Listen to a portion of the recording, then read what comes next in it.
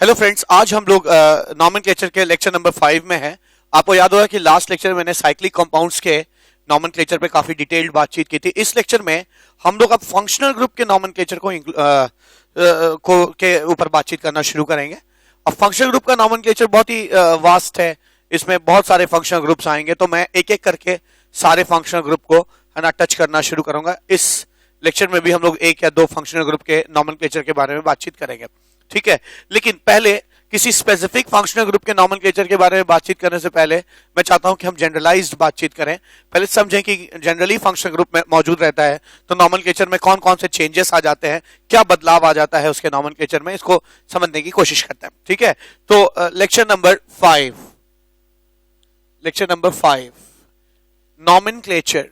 Nomenclature of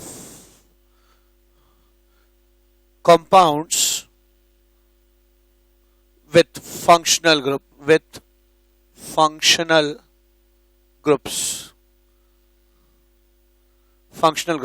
ठीक है। तो नॉमेनक्लेचर है, ठीक है। अब सबसे पहली चीज जो हमें इसमें ध्यान देना है, दो तीन चीजों का ध्यान देना है। पहला कि लॉन्गेस्ट चेन का कैसे सिलेक्शन किया जाए, दूसरी चीज नंबरिंग कैसे की जाए, और तीसरी चीज फंक्शनल ग्रुप आ जाने से जो हमारा मेन जो नॉमेनक्लेचर का जो 5 सेक्शन होते हैं, root word, primary suffix, secondary suffix, primary prefix, secondary prefix, इनमें क्या बदलाव आएगा, है ना। ये तीसरी चीज होगी जो हम लोग देखेंगे, ठीक है। तो पहली चीज क्या है, स्टेप नंबर 1 है सिलेक्शन ऑफ मेन चेन।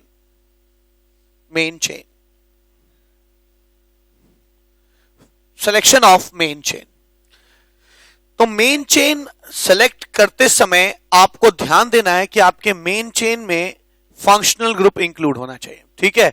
यानी मेन फंक्शनल ग्रुप कहने का मतलब क्या है, मेरा मेन फंक्शनल ग्रुप को मैं FG लिखूंगा। मेन फंक्शनल ग्रुप कहने का मतलब है कि अगर एक से ज्यादा फंक्शनल ग्रुप हैं तो उनकी सीनियरिटी अभी मैं बताऊंगा, एक टेबल दूंगा आपको, ठीक है। उनकी सीनियरिटी का एक टेबल दूंगा।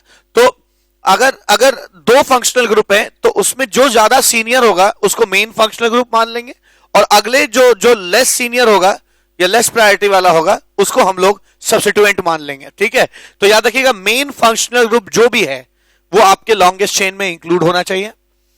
अगर आपके पास दो चेन है जिसमें मेन फंक्शनल ग्रुप दोनों में मिल रहा है, तो फिर आप उस दिशा में जाइए जहां एक से ज्यादा फंक्शनल ग्रुप हो, ठीक है। जैसे अगर मैं इसे कहता हूं COH, ठीक है, ये एक फंक्शनल ग्रुप है, और यहां भी COH है। भले ही यहां पे नंबर ऑफ कार्बन ज्यादा हो जाए, आपने इसको एक फंक्शनल ग्रुप लिया, एक मेन चेन लिया, यहां तक आए आप, ठीक है। अब आप नीचे नहीं जाएंगे, भले ही कार्बन बढ़ रहे हैं, पर आप उस दिशा में जाएंगे जहां एक से ज्यादा फंक्शनल ग्रुप इंक्लूड हो जाए। तो ठीक है, अगर एक फंक्शनल ग्रुप इंक्लूड हो गया है तो अब कोशिश करिए कि मल्टीपल फंक्शनल ग्रुप भी आ सके। तो जिस मल्टीपल फंक्शनल ग्रुप अगर आ रहा है आपके लॉन्गेस्ट चेन में तो फिर उसको भी इंक्लूड करने की कोशिश किया जाए। अगर ये दोनों क्राइटेरिया फुलफिल हो जाने के बाद भी आपके पास दो ऑप्शन बचता है तो आप उस दिशा में जाइए। जैसे आपने यहां पे क्या है, आपने ऐसा, अब मान लीजिए मैं एक एग्जांपल देता हूं, मान लीजिए ये अब ऐसा है, ठीक है। तो भले ही ये मेन फंक्शनल ग्रुप इंक्लूड करने के बाद इधर लंबी चेन मिल रही है, डजंट मैटर, उस दिशा में जाइए जहां अनसैचुरेशन हो, ठीक है। तो अगली चीज जिस चीज पे हम लोग ध्यान देंगे वो है अनसैचुरेशन। अनसैचुरेशन जहां होगा उस दिशा में हम लोग जरूर बढ़ेंगे, भले ही उसमें नंबर ऑफ कार्बन कम हो, ठीक है। अनसैचुरेशन की दिशा में बढ़ेंगे, जहां अनसैचुरेशन को इंक्लूड करने की कोशिश करेंगे। अनसैचुरेशन से मेरा मतलब है ना डबल बॉन्ड और क्या, ट्रिपल बॉन्ड, ठीक है। डबल बॉन्ड और ट्रिपल बॉन्ड से मेरा मतलब है, ठीक है। फिर अगर अनसैचुरेशन भी सेम हो जाए तो फिर हम लोग जो है नंबर ऑफ कार्बन देखते हैं, नंबर ऑफ कार्बन, ठीक है ना। मैक्सिमम नंबर ऑफ कार्बन वाला ग्रुप जो है सिलेक्ट किया जाना चाहिए, ठीक है। मतलब अगर यहां पे डबल बॉन्ड नहीं होता तो फिर हम लोग इसको मेन चेन नहीं लेते, क्योंकि इधर आने में 5 और इधर आने में 3 और 5, 8 कार्बन की चेन मिल रही है, तब हमारा फंक्शनल ग्रुप जो तो हमारा मेन चेन है वो चेंज कर जाता और इस दिशा में बढ़ जाता, ठीक है, इस दिशा में चला जाता। ठीक है, तो नंबर ऑफ कार्बन का मतलब ये हो गया। अब अगर अगर नंबर ऑफ कार्बन भी सेम हो जाए, ठीक है, और मैक्सिमम नंबर ऑफ कार्बन भी सेम हो जाए, मैं एक एग्जांपल लेता हूं, 1 2 3 4 5, 1 2 3 4 5, अगर दोनों तरफ सेम नंबर ऑफ कार्बन हो जाए, अगर मैं एक एग्जांपल ले लूं कि दो है, दो तरफ जो है, मैं इसको और बड़ा लिख रहा हूं, ठीक है, अगर आपको ऐसे मिल जा रहा है दोनों तरफ 1 2 3 4 5 4 5,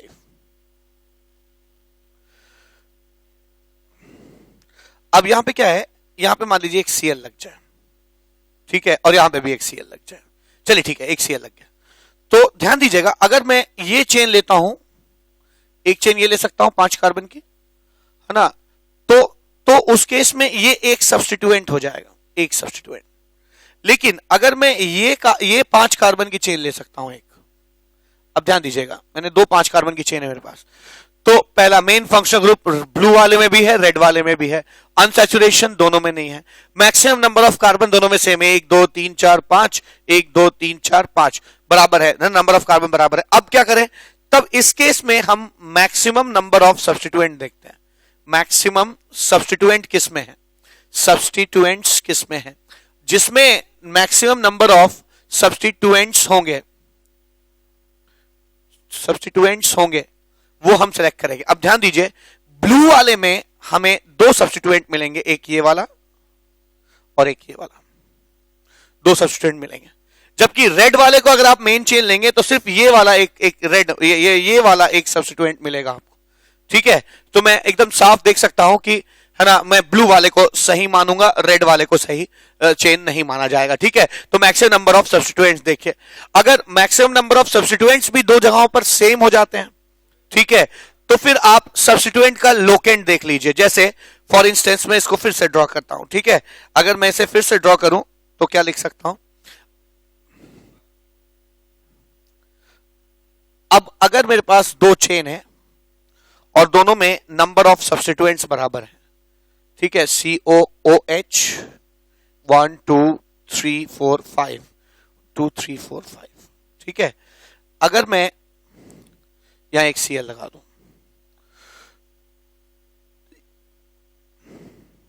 ठीक है, यहां भी एक Cl लगा दूं और मेरे ख्याल से यहां पे भी एक Cl लगा दूं, ठीक है, तो अगर मैं रेड वाला चेन यूज करता हूं, ठीक है, ध्यान दीजिए, तो इसमें मेन फंक्शनल ग्रुप भी इंक्लूडेड है, मल्टीपल बॉन्ड्स नहीं है, मल्टीपल फंक्शनल ग्रुप नहीं है, अनसैचुरेशन नहीं है, मैक्स 5 कार्बन की ये भी है, एक और हो सकता है ऐसे 5 कार्बन का, ठीक है, ऐसे 5 कार्बन का, ठीक है, तो नंबर ऑफ कार्बन भी सेम है, मैक्सिमम नंबर ऑफ सब्स्टिट्यूएंट, अगर मैं इसको ले रहा हूं तो 2 सब्स्टिट्यूएंट है, एक ये पूरा ग्रुप और Cl, और अगर मैं इसको ले रहा हूं तब भी 2 सब्स्टिट्यूएंट है, ये पूरा ग्रुप और Cl, ठीक है ना, Cl है।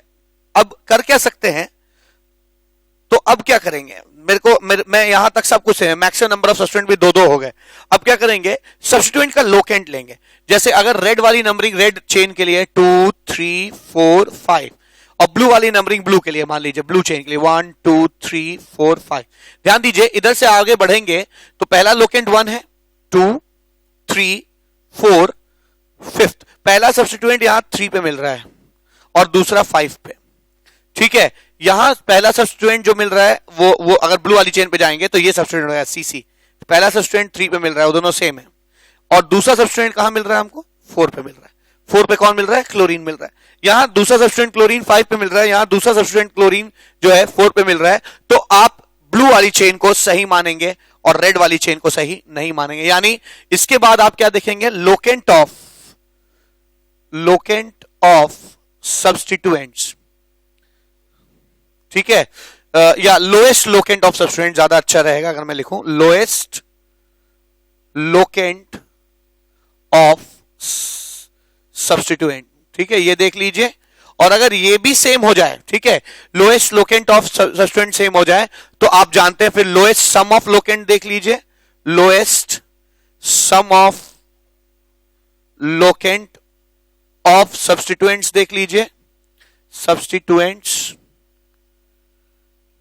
और लास्ट में अगर वो भी सेम हो जाए तो फिर आप अल्फाबेटिकल ऑर्डर देख लीजिए, अल्फाबेटिकल ऑर्डर देख लीजिए, ठीक है, तो अल्फाबेटिकल ऑर्डर भी देख सकते हैं। उसके लिए भी मैं बता सकता था कि अगर ये Cl यहाँ पे ब्रोमीन लगा दीजिए, ठीक है, तो अल्फाबेटिकली ब्रोमीन पहले आएगा, तो ये चेन आप सेलेक्ट कर लेंगे अल्फाबेटिकल ऑर्डर के हिसाब से। ठीक है, तो कुछ बातें आप क्वेश्चंस के मार्फत भी सीखेंगे। ठीक है, तो एक चीज तो क्लियर हो गया कि चेन का कैसे सिलेक्शन करना है। अब बात नंबरिंग की आए, ठीक है, कि नंबरिंग कैसे करनी है। तो स्टेप नंबर टू कैसे नंबरिंग किया जाए। ठीक है, नंबरिंग ऑफ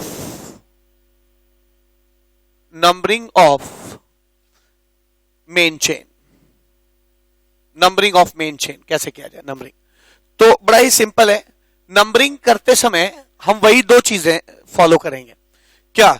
लोएस्ट लोकेंट, ठीक है, लोएस्ट लोकेंट देखेंगे, और लोएस्ट लोकेंट अगर सेम हो जाता है तो लोएस्ट सम ऑफ लोकेंट देखेंगे, लोएस्ट सम ऑफ लोकेंट देखेंगे। लेकिन ये दोनों चीज सबसे पहले हम लोग मेन फंक्शनल ग्रुप के लिए देखेंगे। मेन फंक्शनल ग्रुप यानी सबसे पहले आप क्या देखेंगे? Lowest locant for main functional group. Numbering उधर से होगी जहां मेन फंक्शनल ग्रुप को लोएस्ट लोकेंट मिले। अगर सेम मिल रहा है तो फिर नंबरिंग उधर से होगी जहां मेन फंक्शनल ग्रुप को लोएस्ट सम ऑफ लोकेंट मिल रहा हो। अगर वो भी सेम हो जाता है तो फिर सेकंड क्राइटेरिया हो जाएगा अनसैचुरेशन, अनसैचुरेशन हो जाएगा। यानी फिर आप लोएस्ट लोकेंट देखेंगे किसके लिए? अनसैचुरेशन के लिए। अगर वो भी सेम हो जाता है तो फिर लोएस्ट सम ऑफ लोकेंट देखिए किसके लिए? अनसैचुरेशन के लिए। ठीक है, अगर ये भी सेम हो जाता है तो फिर यही सब चीजें आप सब्स्टिट्यूएंट्स के लिए कीजिए, सब्स्टिट्यूएंट्स के लिए कीजिए। यानी आप लोएस्ट लोकेंट निकालिए पहले सब्स्टिट्यूएंट के लिए। ठीक है, और अगर लोएस्ट लोकेंट आपका सब्स्टिट्यूएंट का आ जाता है, दोनों तरफ से सेम लोएस्ट लोकेंट मिल रहा है नंबरिंग करते समय सब्स्टिट्यूएंट का, तो उसके बाद आप lowest sum of locant substituent के लिए देखना शुरू करिए। और जब ये 6 क्राइटेरिया फुलफिल हो जाए, 6 से भी आप फुलफिल नहीं हो जाए, 6 क्राइटेरिया से भी अगर आप जज नहीं कर पा रहे हैं, तब इसके बाद आप अल्फाबेटिकल ऑर्डर के हिसाब से नंबरिंग करेंगे। इसके बाद तो पहला स्टेप ये हो जाएगा, फर्स्ट स्टेप ये हो जाएगा। Second step, when the numbering cannot be decided by above criteria, then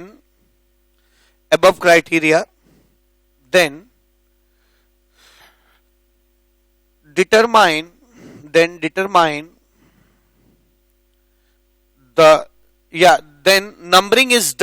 then numbering is done, according to alphabetical order। ठीक है, अब अल्फाबेटिकल ऑर्डर के हिसाब से नंबरिंग करेंगे।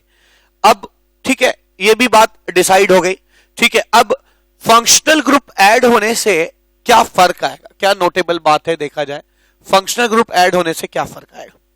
फंक्शनल ग्रुप ऐड होने से, अब ध्यान दीजिए, अगर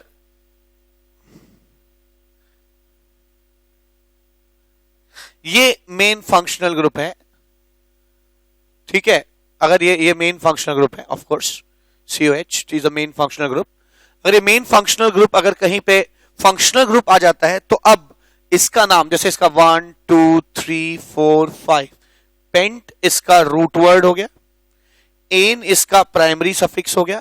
अब सेकेंडरी सफिक्स की भी नौबत आएगी। जैसे इसके लिए हम ओइक एसिड लिखते हैं, ओइक एसिड, ठीक है, तो पेंटेन नोइक एसिड, ई हटा के ओइक एसिड लिखा जाएगा इसका नाम। तो ये जो लास्ट में पेंटेन के बाद ये जो जुड़ा है, इसको हम लोग सेकेंडरी सफिक्स कहते हैं, सेकेंडरी सफिक्स कहते हैं।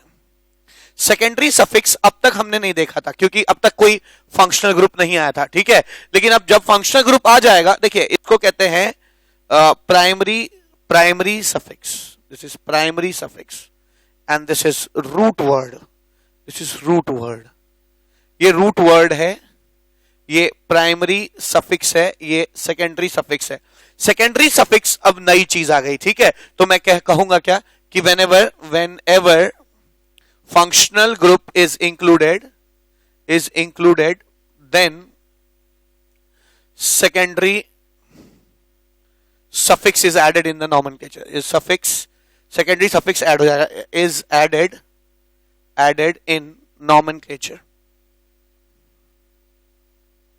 ठीक है, लेकिन एक चीज और, कई बार ऐसा भी हो सकता है कि एक से ज्यादा फंक्शनल ग्रुप मौजूद हो. ठीक है, जैसे ऐसा सी सी सी सी सी सी ओ ओ एच. ठीक है, और मान लीजिए यहाँ पे ओ एच है. अब यहाँ पे है ना, ये मेन चेन हो गया है ना, और दो फंक्शनल ग्रुप है. एक फंक्शनल ग्रुप जो है वो सी ओ ओ एच है, और अगला फंक्शनल ग्रुप जो है वो ओ एच है. अब ऐसे केस में क्या किया जाएगा? तो याद रखिए, जब एक से ज्यादा फंक्शनल ग्रुप होते हैं तो किसी एक को प्रायोरिटी के, सीनियरिटी के हिसाब से, सीनियरिटी का भी मैं जस्ट टेबल देने वाला हूं आपको. ठीक है ना, सीनियरिटी के हिसाब से किसी एक को सीनियर कहेंगे. तो जो सीनियर हो, मान लीजिए यहां कार्बोक्सिलिक एसिड सीनियर है, तो ये आपका मेन फंक्शनल ग्रुप हो जाएगा, मेन फंक्शनल ग्रुप. और अगर सीनियरिटी के हिसाब से जो मेन फंक्शनल ग्रुप हो गया, उसके बाद जितने और फंक्शनल ग्रुप बचते हैं सबको सब्स्टिट्यूएंट की तरह देखा जाएगा. मतलब इनकी वरीयता सबसे कम हो. ध्यान रखिएगा, वरीयता या सीनियरिटी का सीक्वेंस क्या होता है? मेन फंक्शनल ग्रुप का सबसे ज्यादा, फिर अनसैचुरेशन का, और सबसे लास्ट में सब्स्टिट्यूएंट का. यानी समझिएगा, अगर ये दोनों फंक्शनल ग्रुप थे, लेकिन चूंकि ये इसकी प्रायोरिटी ज्यादा है, तो इसको अगर मैंने मेन घोषित कर दिया, तो फिर OH की सीनियरिटी घटकर सीधा सब्स्टिट्यूएंट हो जाएगी. ठीक है, तो ध्यान रखिएगा, अगर कई सारे फंक्शनल ग्रुप हैं तो एक मेन होगा, बाकी सारे को हम सब्स्टिट्यूएंट कहेंगे. इस बात को लिख सकते हैं हम लोग कि whenever, ठीक है, इस बात को मैं यहां ऊपर लिख रहा हूं, whenever there are multiple different functional group, then one of them, of course senior वाला है ना, senior is main functional group and rest all are substituents. ठीक है, शेष सारे के सारे सब्स्टिट्यूएंट्स के रूप में गिने जाएंगे. ठीक है, तो ये आपका सेकंड क्राइटेरिया है जो ध्यान रखेगा. तो क्या सीखा हम लोगों ने, है ना? बाकी सारी चीजें तो लगभग एक जैसी थी. ठीक है, मैं फिर से एक बार हल्का सा रिवाइज कर दूं कि चेन के सिलेक्शन में, ठीक है, चेन के सिलेक्शन में हमेशा ध्यान रखिए कि मेन फंक्शनल ग्रुप लीजिए. अगर मेन फंक्शनल ग्रुप इंक्लूड है तो ज्यादा से ज्यादा वो फंक्शनल ग्रुप इंक्लूड होना चाहिए. अनसैचुरेशन, नंबर ऑफ कार्बन देखिए, मैक्सिमम सब्स्टिट्यूएंट्स देखिए, अगर वो भी सेम है तो लोएस्ट लोकेंट देखिए सब्स्टिट्यूएंट का, वो भी सेम है, लोएस्ट सम ऑफ लोकेंट देखिए, वो भी सेम हो जाए, तो अल्फाबेटिकल ऑर्डर से आप, है ना, चेन सेलेक्ट कर सकते हैं. ऐसे ही मैंने नंबरिंग के केस में कहा कि ये दो रूल हैं और ये तीन जगह देखना है. और इनमें अभी आपने देखा, मैंने ये बात यहां कही है, कि मेन फंक्शनल ग्रुप की वरीयता सबसे ज्यादा होती है, फिर अनसैचुरेशन, फिर सब्स्टिट्यूएंट. ये बात मैंने इनडायरेक्टली यहां भी कही है कि सबसे पहले आप रूल जो लगाएंगे वो मेन फंक्शनल ग्रुप के लिए दोनों रूल लगाएंगे. ठीक है, उसके बाद आप अनसैचुरेशन के लिए दोनों रूल लगाएंगे, और फिर आप सब्स्टिट्यूएंट के लिए दोनों रूल लगाएंगे. जब ये छह रूल से 2 into 3 6 रूल से ना तय हो, तब नंबरिंग जो है उस साइड अल्फाबेटिकल ऑर्डर के हिसाब से हो जाया करेगी. ठीक है, और मैंने ये भी बताया कि अगर आप फंक्शनल ग्रुप इंक्लूड कर रहे हैं तो नॉमेनक्लेचर में एक बदलाव आएगा जो हमने पहले नहीं पढ़ा. क्या अब तक नहीं पढ़ा? कि उनमें फंक्शनल ग्रुप की वजह से अब सेकेंडरी सफिक्स भी हमारा इस्तेमाल होना शुरू हो जाएगा. अगर किसी कंपाउंड में एक से ज्यादा फंक्शनल ग्रुप मौजूद है तो सीनियरिटी के आधार पर, वो टेबल में अभी देने वाला हूं, किसी एक फंक्शनल ग्रुप को हम लोग मेन फंक्शनल ग्रुप घोषित कर देंगे, अगले फंक्शनल ग्रुप को हम सब्स्टिट्यूएंट कहेंगे, और मेन फंक्शनल ग्रुप की वरीयता सबसे ज्यादा होगी, सब्स्टिट्यूएंट की सबसे कम हो जाएगी. ठीक है, तो ऐसे जितने बाकी सारे होंगे, मेन के अलावा जितने और फंक्शनल ग्रुप होंगे, सारे के सारे, है ना, सारे के सारे, all of them are considered as substituents. सारे के सारे को हम सब्स्टिट्यूएंट्स लेना शुरू कर देंगे. ठीक है, तो एक चीज तो क्लियर हो गया कि हम लोगों ने, है ना, रूल्स तो तय कर दिए कि कैसे नॉमेनक्लेचर करना है ना, कंपाउंड्स का जिनमें फंक्शनल ग्रुप मौजूद होते हैं. अब बात सीनियरिटी की होनी चाहिए कि सर हम कैसे तय करेंगे कि कौन सा फंक्शनल ग्रुप सीनियर है. अगर मल्टीपल फंक्शनल ग्रुप मिलता है तो कौन सा सीनियर है, कौन उससे जूनियर है, कैसे पता चलेगा? ठीक है, तो ये मैं सीनियरिटी टेबल यहां पर लिख रहा हूं, है ना, सीनियरिटी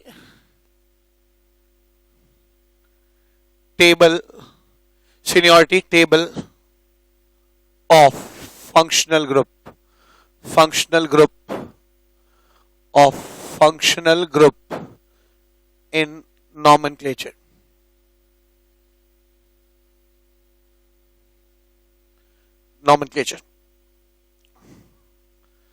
अब सबसे ज्यादा प्रायोरिटी कार्बोक्सिलिक एसिड की होती है, RCOOH। ये फंक्शनल ग्रुप है, ये फंक्शनल ग्रुप है, ठीक है ना। कार्बोक्सिलिक एसिड की सबसे ज्यादा प्रायोरिटी होती है, कार्बोक्सिलिक एसिड से कम प्रायोरिटी किसकी हो जाएगी? सल्फोनिक एसिड की, SO3H, ठीक है। तो सबसे ज्यादा प्रायोरिटी कार्बोक्सिलिक एसिड की, फिर सल्फोनिक एसिड की। सल्फोनिक एसिड की प्रायोरिटी उसके बाद आ जाएगी सल्फोनिक एसिड, ठीक है। सल्फोनिक एसिड के बाद तीसरा नंबर आता है एनहाइड्राइड, RCOOCOR, ठीक है ना। ये जो है आपका फंक्शनल ग्रुप है, ये फंक्शनल ग्रुप है, ठीक है।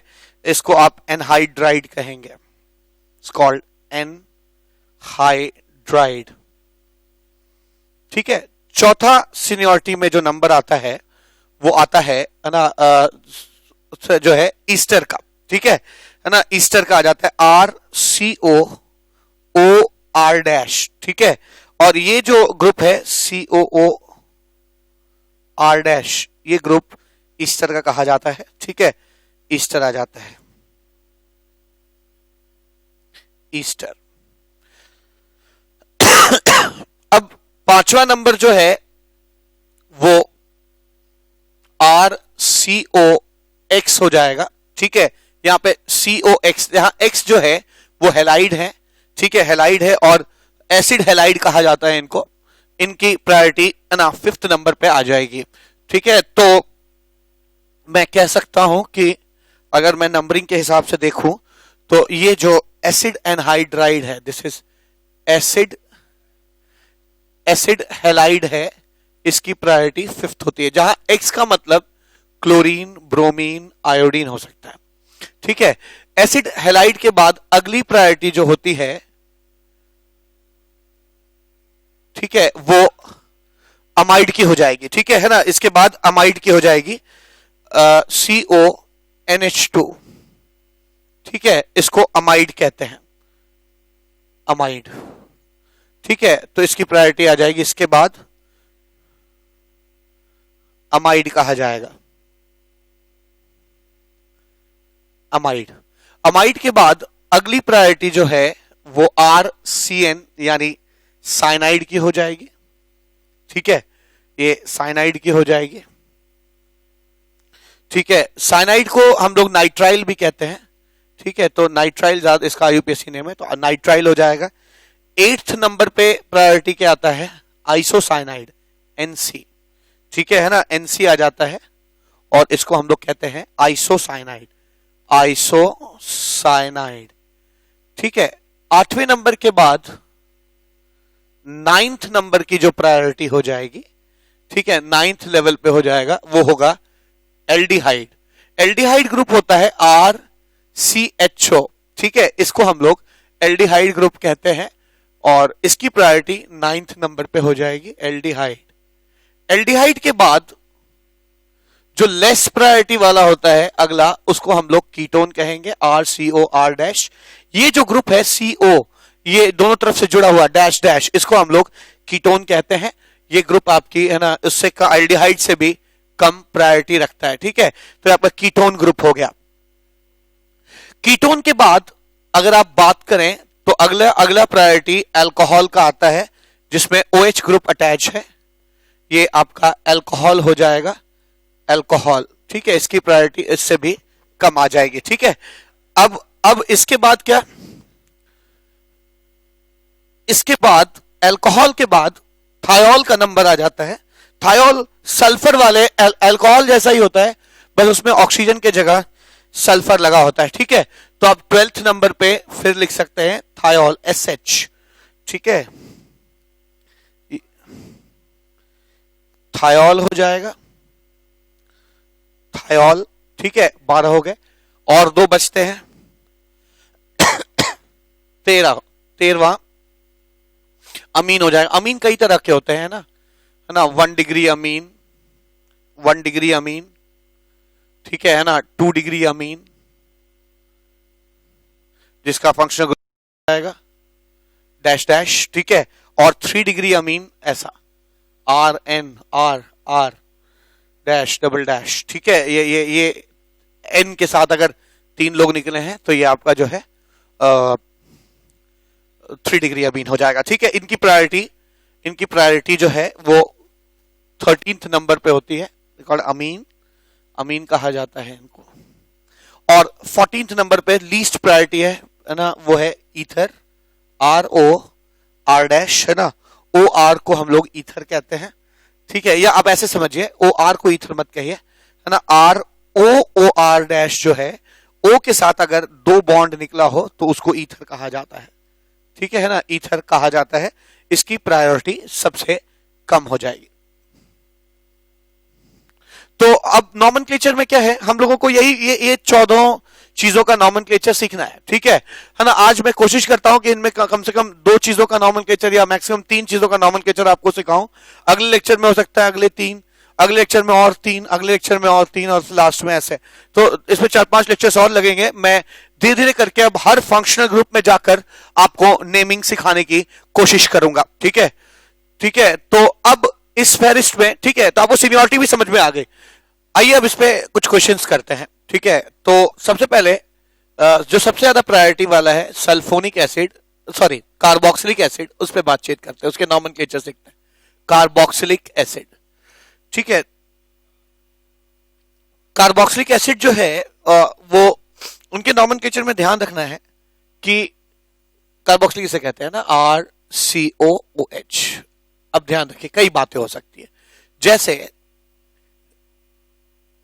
जैसे मेन फंक्शनल ग्रुप ये कार्बोक्सिलिक एसिड है कि नहीं, ठीक है कि नहीं है, ठीक है। मान लीजिए मेन फंक्शनल ग्रुप नहीं है तो फिर पक्का और कुछ हो ही नहीं सकता, वो सब्स्टिट्यूएंट की तरह एक्ट करेगा। मैंने अभी थोड़ी देर पहले ये नोट बताते समय बताया था कि अगर आप मेन फंक्शनल ग्रुप नहीं है तो फिर आप सीधा अनसैचुरेशन से भी आपकी प्रायोरिटी कम हो जाती है और आप, है ना, सब्स्टिट्यूएंट की कैटेगरी में चले जाते हैं। तो अगर आप मेन फंक्शनल ग्रुप नहीं है तो आप सब्स्टिट्यूएंट हैं, एक बात। अगर आप मेन फंक्शनल ग्रुप हैं तो फिर 2 बातें हो सकती है, ठीक है। मेन फंक्शनल ग्रुप हैं तो 2 बातें हो सकती है कि मेन फंक्शनल ग्रुप हैं और मेन चेन का भी पार्ट है, मेन चेन का भी पार्ट है, मतलब आप मेन चेन में भी आपका कार्बन इंक्लूडेड है, ठीक है, मेन चेन का भी पार्ट है, ठीक है, ऐसा कुछ ये, ठीक है, मेन चेन का भी पार्ट है। ऐसा भी हो सकता है कि आप मेन फंक्शनल ग्रुप तो हैं लेकिन मेन चेन का पार्ट नहीं है, मेन चेन में आप नहीं आते, मतलब कुछ ऐसा, है ना, साइक्लिक कंपाउंड्स में होता है, ठीक है, कि आप मेन फंक्शन ग्रुप हैं लेकिन चेन में आपका कार्बन इंक्लूडेड नहीं है, ठीक है। तो 2 बातें हैं, आपका मेन चेन में कार्बन इंक्लूडेड है और आप मेन फंक्शन ग्रुप हैं, या आप मेन फंक्शन ग्रुप हैं लेकिन मेन चेन में आपका कार्बन इंक्लूडेड नहीं है। 2 बातें हैं। और अगर आप मेन फंक्शन ग्रुप नहीं है तो फिर आप सीधा सब्स्टिट्यूएंट की कैटेगरी में चले जाएंगे। अगर इसके ऐसा केस हो कि आप मेन फंक्शन ग्रुप नहीं, सब्स्टिट्यूएंट हैं, तो हम वर्ड यूज करते हैं कार्बोक्सी, ठीक है, कार्बोक्सी वर्ड यूज करेंगे, कार्बोक्सी वर्ड यूज किया जाएगा, ठीक है, कार्बोक्सी बॉक्सी। अगर आप मेन फंक्शनल ग्रुप हैं और मेन चेन का पार्ट हैं तो जितना कार्बन होगा उतना एल्क, सैचुरेटेड होगा तो एन, और एन का ई हटा के एल्केन का ई, जितने कार्बन होंगे उतने का एल्केन लिखेंगे, ई हटा के लास्ट में ओइक एसिड जोड़ देंगे, एल्केनोइक एसिड इसका नाम हो जाएगा, ठीक है। इसका नाम कार्बोक्सी हो जाएगा, इसका नाम एल्केनोइक एसिड हो जाएगा। अगर आप मेन चेन का पार्ट नहीं है तो जितने कार्बन की मेन चेन है उसको एल्केन कह दीजिए और अलग से इसको कार्बोक्सिलिक एसिड कह देंगे, कार्बोक्सिलिक एसिड, ठीक है, इसको अलग से हम लोग कार्बोक्सिलिक एसिड कह देंगे, ठीक है, कार्बोक्सिलिक एसिड। तो मेरी बातें आपको ज्यादा अच्छी समझ में तब आएंगी जब हम लोग क्वेश्चंस करें। Carboxylic acid, alkane carboxylic acid. तो आइए इस पे क्वेश्चंस करने की कोशिश करते हैं, और क्वेश्चंस करने पर आपको बेहतर समझ में आएगा कि मैं कहना क्या चाहता हूं। ठीक है, तो ये इस टेबल को आपको याद रखना होगा। ठीक है, कि मैंने किन किन लोगों को कब कब किस किस सिचुएशन में क्या क्या नाम दिया है। ठीक है, चलिए तो क्वेश्चन करना शुरू करते हैं। मैं इसमें लगभग 12 क्वेश्चन कराऊंगा। पहला क्वेश्चन है HCOOH। सेकेंड क्वेश्चन है CH3COOH। तीसरा है CH3CH2COOH, और चौथा है CH3CH2CH2COOH। एकदम बेसिक नाम पहले सीखते हैं, है ना, नेमिंग सीखते हैं बेसिक। अब उठाइए, मेन फंक्शनल ग्रुप यही है क्योंकि और कोई ग्रुप नहीं। ठीक है, तो कहीं आपको जज नहीं करना किसी के रेस्पेक्ट में सीनियर है कि नहीं है, एक ही है, और इसका कार्बन मेन चेन का पार्ट है। ठीक है, तो यानी ये वाला केस, आप मेन फंक्शनल ग्रुप भी हो, मेन चेन का पार्ट भी है। तो एक कार्बन है तो आप मीथेन लिखते, लेकिन मीथेन का ई हटा के ओइक एसिड कर दीजिए, मिथेनोइक एसिड। ठीक है, ऐसी इस ये मेन फंक्शनल ग्रुप भी है और लॉन्गेस्ट चेन में इसका कार्बन इंक्लूड है। अच्छा ध्यान रखिए, अगर आप फंक्शनल ग्रुप के कार्बन को मेन चेन में इंक्लूड कर सकते हैं तो उसको इंक्लूड किया जाना चाहिए, है ना, लेकिन सब्स्टिट्यूएंट का कार्बन मेन चेन में इंक्लूड कभी नहीं होता। ठीक है, ध्यान रखेंगे कि सब्स्टिट्यूएंट के कार्बन को आप मेन चेन में इंक्लूड नहीं करेंगे, हमेशा मेन फंक्शनल ग्रुप के कार्बन को आप इंक्लूड करेंगे। मैं इस पे आऊंगा, बात करूंगा मैं। ठीक है, हमेशा नंबरिंग करते हैं फंक्शनल ग्रुप को, है ना, लोएस्ट प्रायोरिटी दीजिए, लोएस्ट नंबर दीजिए, तो नाम ऐसे हो जाएगा। इसको आप लिख सकते हैं methane, ethane, ethane 1 oic acid भी लिख सकते हैं, 1 लिखने से आप बच भी सकते हैं, इथेनोइक एसिड कहा जाएगा इसे। ऐसे ही यहां पर 3 कार्बन है, नंबरिंग यहीं से शुरू हो जाएगी, है ना, नंबरिंग यहां से शुरू हो जाएगी 1 2 3, आप इसे आप इथेनोइक एसिड कह सकते हैं। ठीक है, methane ethane propane, sorry propanoic acid कह सकते हैं, प्रोपेनोइक एसिड। ऐसे ही आप इसको क्या कह सकते हैं, इसको 4 कार्बन है तो आप इसको ब्यूटेनोइक एसिड कह सकते हैं। ठीक है, ब्यूटेनोइक एसिड कहा जा सकता है। अब आगे 4 नाम तो हो गए, 5वां नाम क्या हो सकता है? 5वां क्वेश्चन क्या है? 5वां क्वेश्चन है 5th, CCCC COOH। 6th, COOH। 7th, CH2 COOH।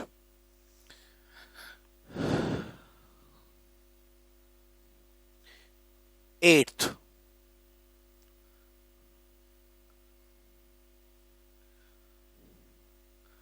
CCC COOH COOH। ठीक है, तो फिलहाल अभी इतना ही रहने दें। ठीक है, आगे नामकरण करते हैं। अब देखिए, यहां पे गलती से हो सकता है कि कोई ये लॉन्गेस्ट चेन ले ले कि सर हम लॉन्गेस्ट चेन ले रहे हैं ना, तो मैंने आपको थ्योरी में बताया है, ध्यान दीजिएगा कि लॉन्गेस्ट चेन हमेशा मेन फंक्शनल ग्रुप को इंक्लूड करके बनना चाहिए, यानी लॉन्गेस्ट चेन यही होगी जो ब्लू वाली है, ये लॉन्गेस्ट चेन होगी। ठीक है, longest chain should include functional group. ठीक है, और ये वाला जो रेड वाला जो चेन है ये गलत हो गया। नंबरिंग का बात है, नंबरिंग में भी आप सबसे पहले तो चेन सिलेक्शन हो। देखिए, आप इस चीज को दिमाग में बिठा के रखिए, सबसे ज्यादा वरीयता फंक्शनल ग्रुप की है, फिर अनसैचुरेशन की है, फिर सब्स्टिट्यूएंट की है। तो जब खाली सब्स्टिट्यूएंट पढ़ रहे थे तब लॉन्गेस्ट चेन सब्स्टिट्यूएंट के दिमाग में रखकर सेलेक्ट करते थे।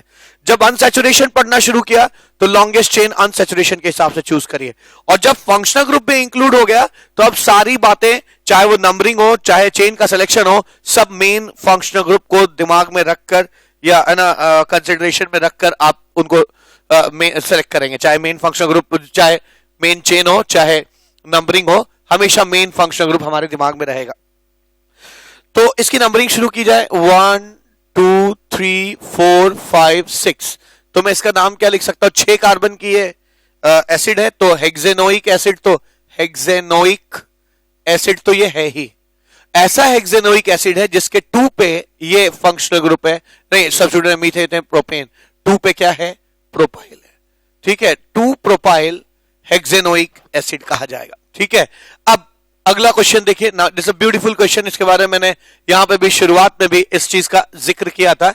ठीक है कि ना, शुरुआत में भी इसके बारे में जिक्र किया था कि ये ऐसा केस है जिसमें देखिए, अब पहले फंक्शनल ग्रुप है, एक ही फंक्शनल ग्रुप है तो वो हमारा मेन फंक्शनल ग्रुप हो जाएगा, नो डाउट ये हमारा मेन फंक्शनल ग्रुप है। लेकिन हमारी मजबूरी है, हम चेन को में बाहर के एटम को इंक्लूड नहीं कर सकते। ठीक है, इसलिए ये हमारा मेन चेन हो जाएगा। तो मेन चेन का पार्ट मेन फंक्शनल ग्रुप तो है, पर ये फंक्शनल ग्रुप मेन चेन का पार्ट नहीं है, उससे बाहर है। यानी ये वाला केस हो जाएगा, कौन सा, कि आप मेन फंक्शनल ग्रुप तो हैं लेकिन मेन चेन का पार्ट नहीं है। ऐसे केस में एल्केन कार्बोक्सिलिक एसिड नाम होना चाहिए इसका। यानी जो कार्बोक्सिलिक एसिड को छोड़कर जो भी चीज बच गया है उसको एल्केन नाम देंगे। ठीक है, तो यहां पर हम क्या कर सकते हैं, ध्यान दीजिए, यहां पे 1 2 3 कार्बन है, तो मैं इसका नाम क्या लिख सकता हूं, cyclo methane ethane propane. Cyclopropane तो यह है, और साइक्लोप्रोपेन में ऐसा लग रहा है जैसे कार्बोक्सिलिक एसिड जुड़ गया है। चूंकि ये मेन चेन का पार्ट नहीं है इसलिए हम इसको साइक्लोप्रोपेन कार्बोक्सिलिक एसिड कहेंगे। ठीक है, कार्बोक्सिलिक एसिड कहा जाएगा। अब यहां देखिए, ये मेन फंक्शनल ग्रुप है, MFG मेन फंक्शनल ग्रुप है। तो हमेशा longest chain main functional group को इंक्लूड करते हुए ही चूज की जाएगी। भले ही उसमें कार्बन ज्यादा है पर वो हमारा ये वाला जो चेन है वो कंसीडर नहीं किया जाएगा, वो हमारा मेन चेन नहीं है। ये मेन फंक्शनल ग्रुप है, मेन चेन है, 1 2 इसका नाम हो जाएगा। नंबरिंग भी वहीं से होगी जहां से मेन फंक्शनल ग्रुप को छोटा नंबर मिले। ना हम अनसैचुरेशन पे ध्यान देंगे, ना सब्स्टिट्यूएंट पे ध्यान देंगे। ठीक है, तो इसका नाम क्या हो जाएगा, मीथेन ईथेन। है तो ये इथेनोइक एसिड। ठीक है तो ये इथेनोइक एसिड, और ऐसा इथेनोइक एसिड है जिसके 2 पे ये सब्स्टिट्यूएंट है। 2 पे क्या है, 2 पे cyclo methane ethane propane, cyclo propyl है। 2 पे साइक्लो प्रोपाइल है, इथेनोइक एसिड कहा जाएगा इसको। ठीक है, अब यहां आइए, यहां पर ये भी मेन फंक्शनल ग्रुप है, ये भी मेन फंक्शनल ग्रुप है। इस फंक्शनल ग्रुप को अगर मेन लेते हैं तो इसकी कार्बन 3 चेन की होगी, इसकी चेन जो है 3 कार्बन की होगी। इसको मेन फंक्शनल ग्रुप लेंगे तो इसका कार्बन जो है 6, इसका जो चेन है वो 6 कार्बन का होगा। ठीक है, तो हम लोग इसको मेन फंक्शनल ग्रुप कंसिडर करेंगे, इसको मेन फंक्शनल ग्रुप कहेंगे। ये मेन चेन हो जाएगी, चूंकि इसके कार्बन छोटे हैं, कम है। यहां देखिए, दोनों मेन फंक्शनल ग्रुप हो सकता था, पर इसका कार्बन 3, लॉन्गेस्ट चेन 3 कार्बन की, इसकी 6 कार्बन की, तो हम इसको कंसिडर करेंगे। ठीक है, वो चेन छोड़ दी जाएगी, ये चेन छोड़ देंगे, तो वो पूरी चीज अब सब्स्टिट्यूएंट हो गई। ठीक है, अब ये पूरी चीज को हम लोग एज अ सब्स्टिट्यूएंट देखेंगे। इसको फिर से लिख रहा हूं, तो इस पूरी चीज को हम लोग अगर सब्स्टिट्यूएंट की तरह देखेंगे तो ऐसा आ जाएगा, CCCCOOH। ठीक है, सब्स्टिट्यूएंट हो गया। अब ये पूरी चीज सब्स्टिट्यूएंट है, ये पूरी चीज सब्स्टिट्यूएंट है। अब नंबरिंग कैसे करेंगे, तो नंबरिंग हमेशा वहां से होगी जहां से मेन फंक्शनल ग्रुप को लोएस्ट नंबर मिले। ये तो सब्स्टिट्यूएंट घोषित हो गया। ठीक है, ये तो सब्स्टिट्यूएंट है। ठीक है, तो इसका नंबरिंग कहां से शुरू हो जाएगा, इसकी नंबरिंग यहां से शुरू होगी, 1 2 3 4। 4 पे क्या है, 4 पे जो है कि सब्स्टिट्यूएंट में नंबरिंग, सब्स्टिट्यूएंट में longest chain main point of attachment से शुरू होगा। और याद रखिए, ये अगर सब्स्टिट्यूएंट है तो वो सब्स्टिट्यूएंट का सब्स्टिट्यूएंट है, इसलिए लॉन्गेस्ट चेन में सब्स्टिट्यूएंट का कार्बन नहीं जोड़ा जाता। मैंने अभी आपको थोड़ी देर पहले ये बात बताई है कि कभी भी अगर कोई चीज सब्स्टिट्यूएंट हो जाता है तो फिर वो लॉन्गेस्ट चेन का पार्ट कभी नहीं रहता। ठीक है, ध्यान रखिएगा, आप लॉन्गेस्ट चेन का पार्ट तभी रहेंगे जब आप मेन फंक्शनल ग्रुप होंगे। तो चूंकि मैंने इसको सब्स्टिट्यूएंट घोषित कर दिया, तो और वो उस सब्स्टिट्यूएंट का सब्स्टिट्यूएंट है, मैंने इसको सब्स्टिट्यूएंट का सब्स्टिट्यूएंट कहूंगा मैं। ठीक है, सब्स्टिट्यूएंट का सब्स्टिट्यूएंट, तो अगर वो सब्स्टिट्यूएंट है तो उसका कार्बन कभी भी मेन चेन में इंक्लूड नहीं होगा। तो यहां पर अगर आप नाम लिखेंगे 1 2 डैश 3 डैश, तो आप लिखेंगे 4 पे जो है, 4 पे क्या है, मीथेन, इथेन, प्रोपेन, प्रोपाइल है, ठीक है, 4 पे प्रोपाइल है, एक्चुअली प्रोपाइल है, और 4 पे प्रोपाइल है, उस 4 पे जो प्रोपाइल है उसके 2 डैश पर एक और सब्स्टिट्यूएंट है COH। अब ध्यान दीजिए, ठीक है, अब ध्यान दीजिए कि अगर कार्बोक्सिलिक एसिड सब्स्टिट्यूएंट की तरह काम करता है तो मैं उसका नाम क्या लिखता हूं, COO, कार्बोक्सी लिखता हूं, ठीक है। तो अगर ये सब्स्टिट्यूएंट की तरह काम करेगा यहां पर, ठीक है, यहां पर अगर ये COOH सब्स्टिट्यूएंट की तरह काम कर रहा है तो मैं कह सकता हूं 2 dash carboxy, 2 dash carboxy propyl, ये इसका 2 डैश कार्बोक्सी प्रोपाइल इसका नाम हो गया, ठीक है। अच्छा, अब ये क्या है, साइक्लोहेक्सेन। देखिए मेन चेन का पार्ट नहीं है, मेन चेन का ये पार्ट नहीं है, ध्यान दीजिएगा। अगर कोई मेन चेन का पार्ट होता है तब हम उसे ओइक एसिड कहते हैं, मेन चेन का पार्ट होता है तो हम उसे क्या कहते हैं, ओइक एसिड कहते हैं, और अगर मेन चेन का पार्ट नहीं होता है तो हम उसे क्या कहते हैं, कार्बोक्सिलिक एसिड कहते हैं। मेन फंक्शनल ग्रुप हो और मेन चेन का पार्ट ना हो। तो यहां पर हम देख सकते हैं क्या कि यहां पर ये carboxylic acid main functional group तो है पर मेन चेन का पार्ट नहीं है, इसलिए मैं यहां पे है ना कार्बोक्सिलिक एसिड लिखूंगा। तो क्या लिखूंगा, हेक्सेन, ये क्या है, हेक्सेन है, साइक्लोहेक्सेन, साइक्लोहेक्सेन 1 पे क्या है, 1 इसके बाद यहां लिख रहा हूं कार्बोक्सिलिक एसिड, या इस चीज को मैं यहां लिख रहा हूं साइक्लोप्रोपाइल, साइक्लोप्रोपाइल, इसके बाद क्या, साइक्लोहेक्सेन, साइक्लोहेक्सेन 1 कार्बोक्सिलिक एसिड। याद रखिएगा कि जब यहां पर वॉवल हो, ठीक है, तब ई को हटा देंगे, जैसे ओइक एसिड के केस में हुआ है ना। अगर मैं कहूं यहां पे एल्केन था ना, ध्यान दीजिएगा, यहां पे क्या है, एल्केन था, एल्केन था और प्लस ओइक एसिड था, तो इसके बाद वॉवल था तो इसको हटा दिया मैंने और इन दोनों को जोड़कर ऐसे लिख दिया, ठीक है। अगर यहां कॉन्सोनेंट हो, ठीक है, अगर कॉन्सोनेंट होगा तब हम यहां से वॉल मतलब शायद स्वर कहते हैं, और स्वर अगर होगा यहां पे AEIOU होते हैं स्वर इंग्लिश में, स्वर होगा तो ये लास्ट को हटा देंगे और व्यंजन होगा तो ई रखेंगे। अब यहां पे जो है कॉन्सोनेंट है, कॉन्सोनेंट मतलब व्यंजन होता है, ठीक है।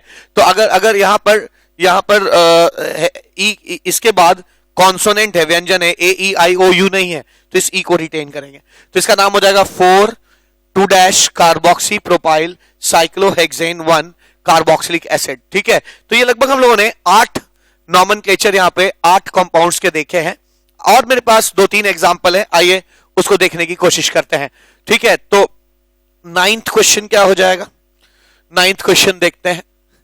9th क्वेश्चन मेरे पास जो है वो है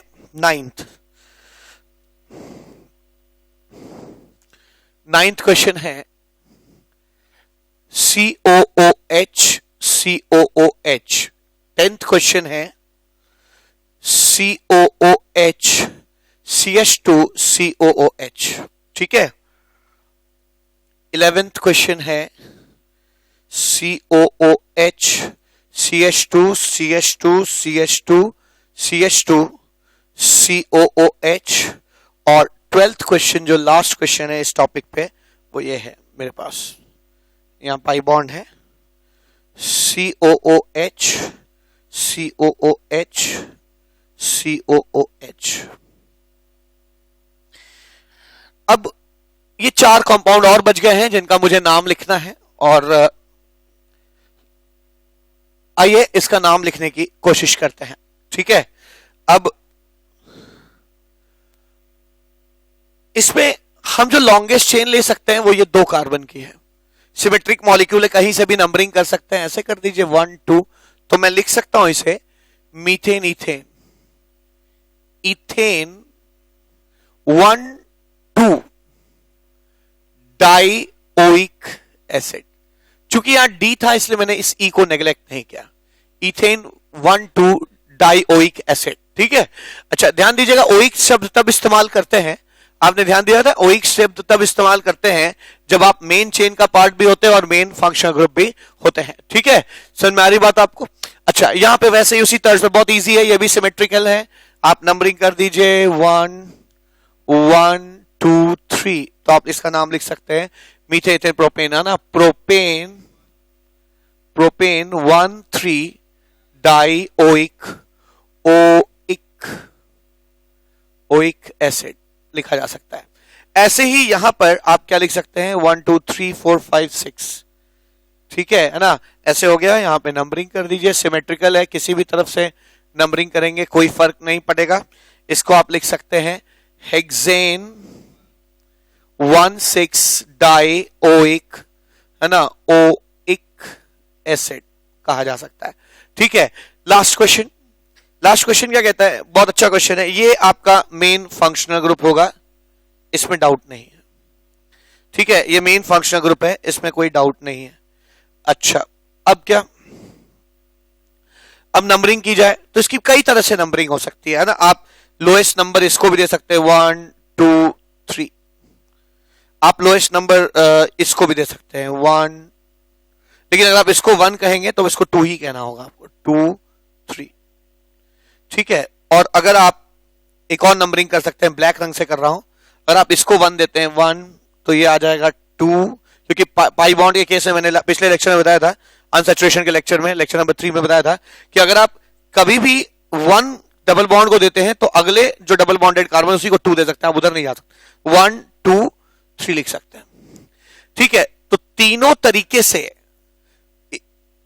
पहले फंक्शनल ग्रुप को लोएस्ट नंबर मिल रहा है, यहां इसको 1 मिल रहा है, यहां इसको 1 मिल रहा है, यहां इसको 1 मिल रहा है, फिर लोएस्ट सम ऑफ लोकेंट लगाते हैं। आपको याद होगा नंबरिंग में मैंने कहा था 2 ही चीज होती है, लोएस्ट लोकेंट देखते हैं और लोएस्ट सम ऑफ लोकेंट देखते हैं। किसके लिए, सबसे पहले मेन फंक्शनल ग्रुप के लिए, फिर अनसैचुरेशन के लिए देखते हैं, डबल और ट्रिपल, और फिर सब्स्टिट्यूएंट के लिए देखते हैं। तो lowest locant main functional group का तो सेम आ गया। लोएस्ट सम ऑफ लोकेंट देखो तो इसका 1, इसका 3, इसका 1 2 3, रेड का 6 आ रहा है, ब्लैक का भी देखिए 1 2 3 6 आ रहा है, और ब्लू का भी देखिए 1 2 3 6 आ रहा है, ठीक है। तो लोएस्ट सम ऑफ लोकेंट भी मेन फंक्शनल ग्रुप के लिए फेल कर गया। अब क्या करेंगे, लोएस्ट लोकेंट देखिए पाई बॉन्ड के लिए, तो लोएस्ट लोकेंट पाई बॉन्ड को रेड वाले में तो नहीं मिल रहा, रेड वाले में पाई बॉन्ड को 2 मिल रहा है, जबकि ब्लू और ब्लैक वाले में दोनों में पाई बॉन्ड को क्या मिल रहा है, 1 मिल रहा है, ठीक है। तो यानी कि रेड वाला तो आप मिटा ही दीजिए, वो किसी काम का नहीं है, ठीक है। अब बच गया ब्लू और ब्लैक, तो ब्लू और ब्लैक बिल्कुल एक जैसा कॉन्फ़िगरेशन है, आप देखिए मॉलिक्यूल बिल्कुल सिमेट्रिक है, कोई भी आप ले सकते हैं, एक ही जैसी बात होगी। चलिए मैं ना ब्लैक वाला ले लेता हूं, तो अगर मैं ब्लैक वाला कॉन्फ़िगरेशन लेता हूं तो मैं क्या कहूंगा इसे, अब ध्यान दीजिए मेन फंक्शनल ग्रुप का ये तीनों, ये मेन फंक्शनल ग्रुप तो कार्बोक्सिलिक एसिड है नो डाउट, पर वो मेन चेन के पार्ट नहीं है। अगर आपका main functional group main chain का पार्ट नहीं होता है कार्बोक्सिलिक एसिड, तो उस केस में हम लोग उसका नाम क्या लिखते हैं, एल्केन कार्बोक्सिलिक एसिड नाम देते हैं, ठीक है। तो आइए देखते हैं यहां पे क्या कर सकते हैं, यहां पे हम नाम लिखेंगे क्या, इसका नाम लिखेंगे 1 2 3 कार्बन है, साइक्लोप्रोप, 1 पे डबल बॉन्ड है तो 1 इन, ये तो निपट गया ये। अब साथ में क्या करते हैं 1 2 और 3 पे 3, 1 2 3 ट्राई कार्बोक्सिलिक एसिड, ठीक है, ट्राई कार्बोक्सिलिक एसिड इसका नाम हो जाएगा। चूंकि ई को मैंने नेग्लेक्ट क्यों नहीं किया, क्योंकि इसके बाद टी आता है जो कि कॉन्सोनेंट है, इससे मैंने इसे नेग्लेक्ट नहीं किया, ठीक है। तो हम लोगों ने प्रायोरिटी के हिसाब से एक फंक्शनल ग्रुप को तो का नामकरण तो सीख लिया, सबसे पहली प्रायोरिटी जिसकी थी, किसकी, कार्बोक्सिलिक एसिड की, ठीक है। अब आइए सेकंड प्रायोरिटी वाला यानी सल्फोनिक एसिड देखते हैं। तो सल्फोनिक एसिड के केस में क्या कर सकते हैं आप, सल्फोनिक एसिड के केस में, सल्फोनिक एसिड का मतलब हो गया RSO3H। अब देखिए इस फंक्शनल ग्रुप में कार्बन नहीं है, इस फंक्शनल ग्रुप में कार्बन नहीं है, तो इसलिए ये कभी भी मेन चेन का पार्ट हो ही नहीं सकता, ठीक है। तो मेन चेन का पार्ट तो हो ही नहीं सकता, तो ये सेक्शन इसके लिए एप्लीकेबल नहीं है, तो मैं कह सकता हूं दिस इज नॉट एप्लीकेबल, ये एप्लीकेबल नहीं है। Not applicable. अब बात कीजिए, ये मेन फंक्शनल ग्रुप ना होकर अगर सब्स्टिट्यूएंट होता है तो कार्बोक्सिलिक एसिड के लिए हम वर्ड यूज करते हैं सल्फो, सल्फो। और अगर ये मेन फंक्शनल ग्रुप नहीं है तो सब्स्टिट्यूएंट होगा, अगर है तो क्या नाम देंगे? अगर ये मेन फंक्शनल ग्रुप है तब भी ये कभी मेन चेन का पार्ट नहीं हो सकता, क्योंकि मेन चेन में आने के लिए आपके पास क्या होना चाहिए? कार्बन होना चाहिए। जैसा कि पिछला केस में हम लोगों देखा, कार्बोक्सिलिक एसिड के केस में देखा कार्बन होना चाहिए, तो यहां पे कार्बन तो नहीं है, ठीक है। और अगर यहां पे कार्बन नहीं है तो ये मेन चेन का तो कभी पार्ट नहीं हो सकता, इसलिए ये क्राइटेरिया यहां पे एप्लीकेबल हो जाएगा, ठीक है। अब अगर ये मेन चेन का पार्ट नहीं है तो हम इसका नाम एल्केन सल्फोनिक एसिड कर देंगे, ठीक है। इसका नाम हो जाएगा alkane sulphonic acid, sulphonic acid कहा जाएगा, एल्केन सल्फोनिक एसिड। तो आइए इतना ही है, या तो ये सब्स्टिट्यूएंट होगा या फिर ये मेन चेन का पार्ट नहीं होगा और मेन फंक्शनल ग्रुप होगा, ठीक है। तो आइए इस पे कुछ क्वेश्चंस करते हैं, है ना। मैं इस चीज पे आपके लिए 4 क्वेश्चंस लेके आया हूं, ठीक है। तो नामकरण इसका किया जाए, नॉमेनक्लेचर देखा जाए इसका। अब नॉमेनक्लेचर में सबसे पहला क्या, मैं सबसे पहले यहां पे फर्स्ट क्वेश्चन लिख रहा हूं। फर्स्ट क्वेश्चन है CH3SO3H, फर्स्ट क्वेश्चन, ठीक है। सेकंड क्वेश्चन में चलिए यहां लिखूंगा अभी, है ना। पहले फर्स्ट क्वेश्चन सॉल्व करते हैं।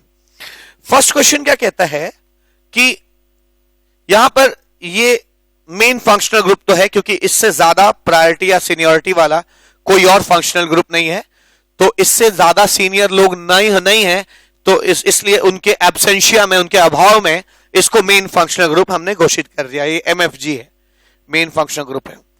अब इसका चेन क्या हो जाएगा? ये ऑफ कोर्स इसका चेन हो जाएगा, ठीक है। इसका चेन हो गया। तो अगर ये मेन फंक्शनल ग्रुप है और ये इसका चेन है, 1 नाम दे दीजिए, क्या लिखेंगे? मीथेन। 1 सल्फोनिक एसिड भी लिख सकते हैं या सल्फोनिक एसिड लिख सकते हैं सिर्फ, ठीक है। मीथेन सल्फोनिक एसिड कहा जा सकता है इसको, ठीक है। मीथेन सल्फोनिक एसिड कहा जा सकता है। अब अगली चीज क्या, अगले क्वेश्चन क्या? तो इसका नॉमेनक्लेचर में बहुत कॉम्प्लेक्सिटी नहीं है ना, इतना इसमें जटिल क्वेश्चन नहीं बन सकते, क्योंकि इसका हिसाब किताब बहुत ही सिंपल है ना। 2 ही तरीके से इसका नाम लिख सकते हैं, या तो ये सब्स्टिट्यूएंट होगा, अगर ये सब्स्टिट्यूएंट होगा तो सल्फो कहेंगे, और सब्स्टिट्यूएंट ना होकर मेन चेन का पार्ट होगा तो हम इसे एल्केन सल्फोनिक एसिड कहेंगे, ठीक है। तो सेकंड क्वेश्चन क्या हो जाएगा इसका? सेकंड क्वेश्चन मेरे पास है CCCCCSO3H, ठीक है। तीसरा क्वेश्चन है SO3H, चौथा क्वेश्चन है COOH, CCCC और SO3H, ठीक है। तो इतना ही नाम आपको लिखने हैं और सीखने हैं, ठीक है। अब ये मेन फंक्शनल ग्रुप है, क्योंकि इससे ज्यादा प्रायोरिटी वाला कोई फंक्शनल ग्रुप नहीं है। अब क्या किया जाए? अगर ये मेन फंक्शनल ग्रुप है तो ये कभी मेन चेन का पार्ट हो नहीं सकता, इसलिए इसको टच करता हुआ सबसे बड़ा चेन चूज करिए, ये सबसे बड़ा चेन हो जाएगा, ठीक है। नंबरिंग कीजिए, नंबरिंग उधर से होगी जहां से हमारे फंक्शनल ग्रुप को छोटा नंबर मिले, इधर से 2 मिल रहा है, इधर से 4 मिलेगा, तो इसका बड़ा ही सिंपल नाम हो जाएगा। क्या हो जाएगा? 5 कार्बन है ना, तो पेंटेन हो जाएगा, पेंटेन, ठीक है। क्या लिखेंगे? पेंटेन। और 1 2 पे क्या है? सल्फोनिक एसिड है, फोनिक एसिड, ठीक है। ऐसे यहां पे ये मेन फंक्शनल ग्रुप है और ये मेन चेन है। नंबर 1 ये हो गया, बहुत सिंपल है, इसका नाम क्या है? साइक्लो, है ना। Methane, ethane, propane, butane, cyclo butane 1 sulphonic acid. 1 नहीं भी लिख सकते हैं आप, सल्फोनिक एसिड कहा जाएगा, ठीक है। Now this is a beautiful question. यहां पर 2 फंक्शनल ग्रुप है, COOH और SO3H। अब इन दोनों में सीनियरिटी किसकी ज्यादा है? कार्बोक्सिलिक एसिड की ज्यादा है, ठीक है। तो carboxylic acid main functional group हो जाएगा। और मैंने कहा था अभी थ्योरी में बताया था कि अगर आप मेन फंक्शनल ग्रुप नहीं है तो आप सीधा मेन फंक्शनल ग्रुप से गिरकर आपकी प्रायोरिटी कहां पहुंच जाती है, सब्स्टिट्यूएंट, यानी डबल और ट्रिपल बॉन्ड से भी कम हो जाती है। यानी अब उसको अगर मेन फंक्शनल ग्रुप घोषित कर दिया गया है तो ये आपका सब्स्टिट्यूएंट हो जाएगा। ठीक है, अब अगर ये सब्स्टिट्यूएंट हो गया तो लॉन्गेस्ट चेन में मेन फंक्शनल ग्रुप के कार्बन को इंक्लूड करते हुए लॉन्गेस्ट चेन मैंने चूज किया। और यहां अगर कार्बन होता भी तब भी मैं उस कार्बन को नहीं लेता, क्योंकि मैंने अभी थोड़ी देर पहले तीसरी बार इस लेक्चर में कह रहा हूं कि सब्स्टिट्यूएंट के कार्बन को कभी भी मेन चेन में इंक्लूड नहीं करते हैं, ध्यान दीजिएगा। ठीक है, तो क्योंकि यहां पे कार्बन नहीं है इसलिए आप इंक्लूड नहीं करेंगे, लेकिन अगर होता भी तब भी हम उसको मेन चेन से बाहर रखते। अब नंबरिंग करते वक्त हम ध्यान रखेंगे कि हमारे जो मेन फंक्शनल ग्रुप है उसको लोएस्ट नंबर मिले। सब्स्टिट्यूएंट का बिल्कुल ध्यान नहीं रखना। ठीक है, लोएस्ट नंबर मिले तो क्या लिख सकते हैं, ये 5 कार्बन का कार्बोक्सिलिक एसिड है जिसके 5वें कार्बन पे सल्फोनिक एसिड है, तो मैं इसका नाम लिखूंगा 5 सल्फो। ध्यान दीजिएगा कि जब भी सल्फोनिक एसिड सब्स्टिट्यूएंट की तरह काम करता है ना, उस केस में जब भी सल्फोनिक एसिड सब्स्टिट्यूएंट की तरह काम करता है तब उसका नाम जो है हम लोग सल्फो लिखते हैं। ठीक है, सल्फो लिखते हैं। तो यहां पे भी ऐसा ही करेंगे हम लोग, क्या कि यहां पे जो सल्फोनिक एसिड है चूंकि सब्स्टिट्यूएंट हो चुका है तो इसको हम लोग सल्फो लिखे, 5 सल्फो, और 5 कार्बन है तो मैं लिखूंगा पेंटेन, और चूंकि ये मेन चेन का पार्ट है इसलिए 1 ओइक एसिड या पेंटेनोइक एसिड कहा जाएगा। ठीक है, तो ये इसका नॉमेनक्लेचर हो गया। अच्छा, अब इस लेक्चर में मैं चाहता हूं कि एक और नॉमेनक्लेचर हम लोग कवर कर दें, है ना, एनहाइड्राइड का। उसके बाद जाके कहीं जो है मैं इस लेक्चर को एंड करूंगा। तो आइए लास्ट नॉमेनक्लेचर जो इस लेक्चर में हम लोगों को पढ़ना है वो है एनहाइड्राइड। एनहाइड्राइड का नॉमेनक्लेचर बिल्कुल अलग है और सभी जो फंक्शनल ग्रुप होते हैं उनसे बहुत ही डिफरेंट नॉमेनक्लेचर होता है एनहाइड्राइड का। ठीक है, क्या खास बात इसके नॉमेनक्लेचर में है? इसके नॉमेनक्लेचर में खास बात यह है, तीसरी चीज ना, एसिड एनहाइड्राइड, इसका बिल्कुल अलग नॉमेनक्लेचर है। इसका नॉमेनक्लेचर किसी से मैच नहीं करता। ठीक है, ध्यान दीजिएगा। अगर एनहाइड्राइड बनते किसे, एनहाइड्राइड से कहते हैं RCOOCOR-। ठीक है, ये R सेम भी हो सकते हैं, अलग अलग भी हो सकते हैं। ये आपका एनहाइड्राइड का ग्रुप है। ठीक है, एनहाइड्राइड का ग्रुप है। अब किया क्या जाएगा, ये बनता कैसे है, ध्यान दीजिएगा। N मीन्स नहीं, नो, और हाइड्राइड मीन्स वाटर। ठीक है, वाटर, तो जिसमें पानी ना हो, जिस एसिड में पानी निकाल दिया गया हो, एसिड एनहाइड्राइड, एसिड में से वाटर निकाल दिया जाता है उसको एसिड एनहाइड्राइड कहते हैं। तो एक काम करिए, एक कार्बोक्सिलिक एसिड लीजिए, पहले एक जैसा कार्बोक्सिलिक एसिड, जैसा ये वैसा ये, एक जैसा कार्बोक्सिलिक एसिड लिया, इसी को मैंने पलट कर यहां लिख दिया। अब इसमें से वाटर निकाल दीजिए, H2O निकाल दीजिए। जैसे ही आप H2O निकालेंगे, ठीक है, ये C और ये O जुड़ जाएगा, क्या बन जाएगा, RCOOCOR। ठीक है, ये जो एसिड है इसका नाम वही एसिड का एनहाइड्राइड हो जाएगा, एसिड एनहाइड्राइड हो जाएगा। यानी अगर ये एसिटिक एसिड होता तो इसको मैं एसिटिक एनहाइड्राइड कहता, अगर ये मिथेनोइक एसिड होता तो मैं इसे मिथेनोइक एनहाइड्राइड कहता। ठीक है, अगर एक केस पर कभी कभी ऐसा भी हो सकता है कि दोनों कार्बोक्सिलिक एसिड सेम ना हो, दोनों कार्बोक्सिलिक एसिड सेम ना हो। ऐसा अगर दोनों कार्बोक्सिलिक एसिड सेम नहीं होते हैं, ठीक है, अगर दोनों कार्बोक्सिलिक एसिड सेम नहीं होते, से for instance this is acid number 1, ठीक है, and this is acid number 2, ठीक है, तो अगर दोनों एनहाइड्राइड सेम नहीं होते हैं तो मैं क्या कह सकता हूं ना, तब मैं इसको लिख रहा हूं RCOOCOR-। उस केस में इन दोनों एसिड का नाम लिखकर आप एनहाइड्राइड कह सकते हैं। ठीक है, यानी इसको क्या कहेंगे, एसिड 1 एसिड 2 एनहाइड्राइड। मतलब क्या, अगर ये मिथेनोइक एसिड होता और ये इथेनोइक एसिड होता तो मैं इसको कहता मिथेनोइक, इथेनोइक, एनहाइड्राइड, ठीक है ना, दोनों एसिड का नाम लिख के एनहाइड्राइड बोलता, ठीक है, एनहाइड्राइड बोलता। तो ठीक है, तो अब हमने यही दो क्राइटेरिया, इसमें कोई लॉन्गेस्ट चेन का चक्कर नहीं होता, कुछ चक्कर नहीं होता, ठीक है, सीधा सीधा जो है इस तरह से इसका नॉमेनक्लेचर हो जाता है, ठीक है। तो आइए इसका नामकरण लिखा जाए।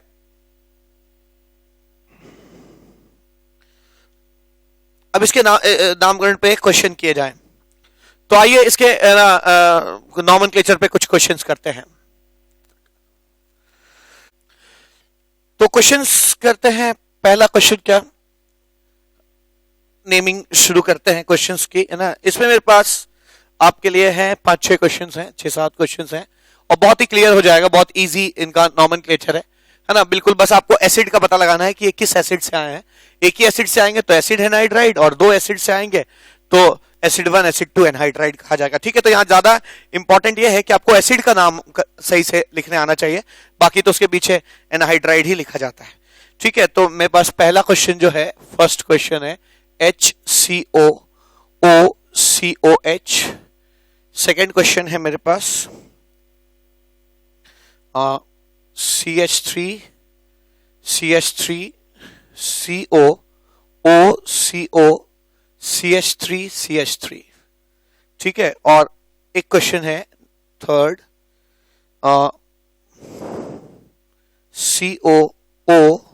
COO, ठीक है। ये चलिए पहले इन तीनों का नाम लिखते हैं, फिर है ना हमें बहुत ही क्लियर हो जाएगा। अब ध्यान दीजिए, ये मुझे ऐसा लगता है, मैं हर बार तो नहीं ड्रॉ करूंगा पर इस बार कर दे रहा हूं, COOH और OHCOH के, है ना, से वाटर निकाल कर आया है। ध्यान दीजिए, यहां से वाटर अगर हम निकाल देंगे तो यही चीज बनेगी।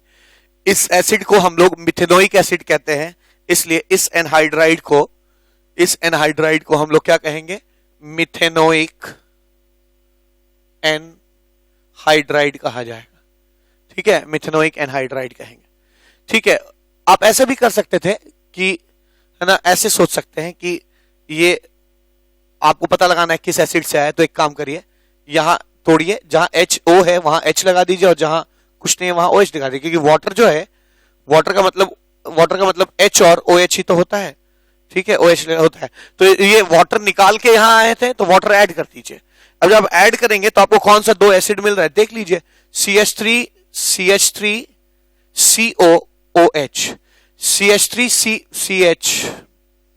COOH, CH3 CH3 COOH, दोनों सेम एसिड मिल रहा है।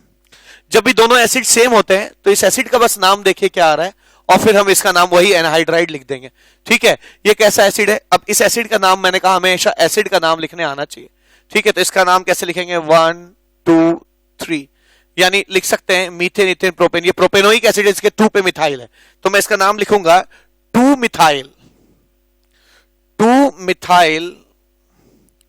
प्रोपेनोइक एसिड के जगह आप लिख देंगे एनहाइड्राइड, ठीक है, 2 मिथाइल प्रोपेनोइक एनहाइड्राइड। ऐसे ही यहां करिए, यहां पे क्या करेंगे, यहां पे इसको कट करिए, यहां H जोड़िए, यहां पे H जोड़िए, और यहां पे OH जोड़िए, और लिखिए कौन सा एसिड देखा जाए, तो लिख सकते हैं COOH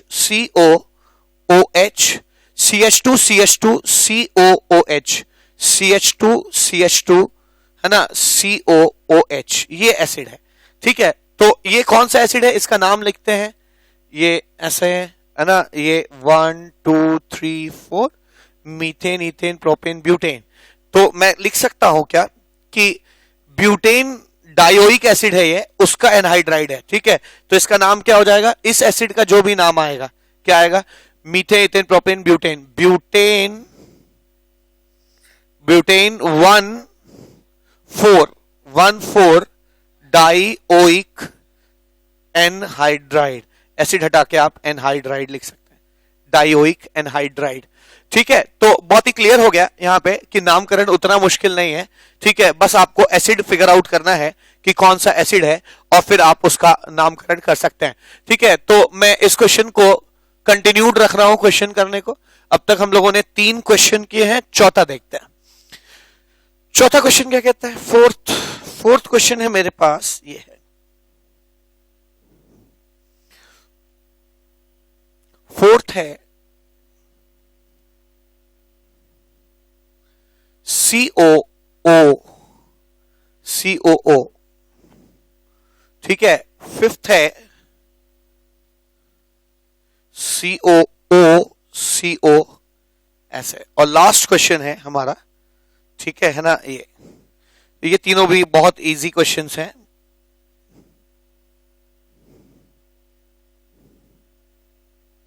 ऐसे, ठीक है,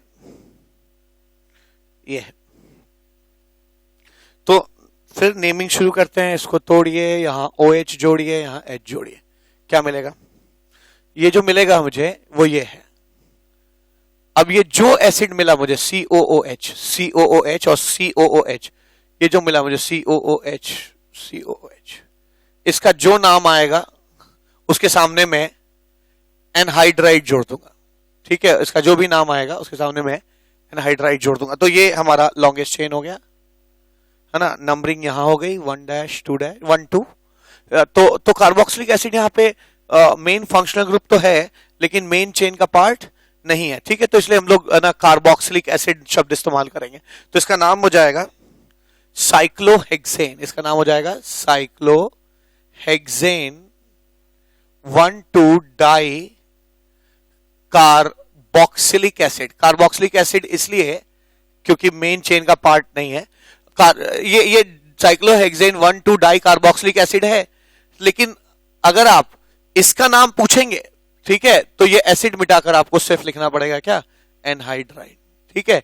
इसी का एनहाइड्राइड है वो, ठीक है। इसी तर्ज पर आप इसको तोड़ दीजिए HOH, तो आपको क्या मिलेगा? आपको दो ऐसे एसिड्स मिल जाएंगे, ये एसिड मिल जाएंगे, ठीक है। दो ऐसे एसिड मिल जाएंगे, क्या नाम होगा इसका? अब ये मेन चेन हो गया, ये मेन फंक्शनल ग्रुप है ना। यहां पे नंबरिंग 1 है, तो इसे लिखेंगे साइक्लोप्रोपेन 1 कार्बोक्सिलिक एसिड, ठीक है। 1 carboxylic acid, carboxylic acid, acid कहते हैं, ठीक है। लेकिन चूंकि ये तो इसका नाम हुआ, इसका नाम अगर पूछोगे तो फिर ये एसिड हटा के हमें एनहाइड्राइड लिखना होगा, ठीक है। इसी तर्ज पर लास्ट है, ये भी बिल्कुल इसी की तरह का क्वेश्चन है, ठीक है। आप यहाँ पे इसको तोड़ दीजिए, तो रिपीटेड क्वेश्चन है, इसमें कुछ नया नहीं है। ये एसिड ऐसा दिखेगा, ये बेंजीन है COOH, ये बेंजीन रिंग है। अब इसका अगर नाम कोई पूछे तो ये आपका मेन चेन हो गया, नंबरिंग इसकी 1 2 हो जाएगी, ठीक है। तो इसका नाम हो जाएगा बेंजीन 1,2 डाई कार्बोक्सिलिक एसिड कहेंगे इसको। लेकिन अगर मैं इसका नाम हटाकर, ठीक है, अगर मैं इसका नाम हटाकर इसका नाम लिखना चाहूं तो बस मुझे, है ना, फिर से इस एसिड को चेंज करके क्या लिखना पड़ेगा? एनहाइड्राइड लिखना पड़ेगा, ठीक है। तो ये आज इस लेक्चर में ना सिर्फ हम लोगों ने फंक्शनल ग्रुप वाले कंपाउंड्स के, है ना, नॉमेनक्लेचर को समझा, बल्कि उसके ऊपर क्वेश्चंस भी किए। और हम लोगों ने यहाँ पर sulphonic carboxylic acid, sulphonic acid और एनहाइड्राइड को भी कवर कर लिया, कैसे इसका नाम लिखना है इसके बारे में।